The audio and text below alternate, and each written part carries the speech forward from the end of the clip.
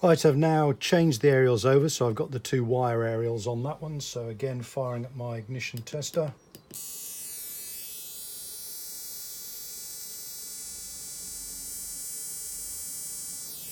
No, absolutely no difference. It's lost or locked out, I should say, immediately. So the aerial seems to make no difference whatsoever.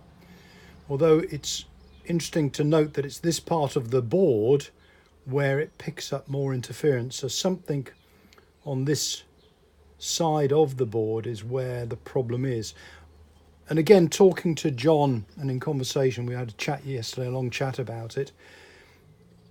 What we think is the issue is that in all probability, it's an element of hardware that's picking up this erroneous swamping signal, whatever it is being generated. I haven't got an oscilloscope, so I don't know what is being generated from the arcing in the plug. But we think that the hardware is picking it up and it is then sending a signal, and the firmware cannot, it's being swamped by the signal in effect. So if it is seeing that signal as a transmitter signal, it could be that the variable set in the firmware to receive signals up to a certain strength, maybe that isn't great enough. Maybe that needs to be extended to a higher range. I don't know. I'm just purely and simply guessing. But because it is something that locks the receiver out, it's not a signal failure, because I would get an RSSI warning anyway.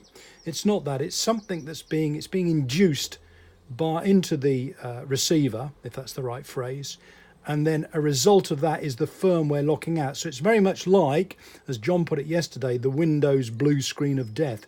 It locks it out, and the only way that you can recover from that is in effect a hard reboot. In other words, powering off and powering back on again, which does tend to make logical sense to me anyway.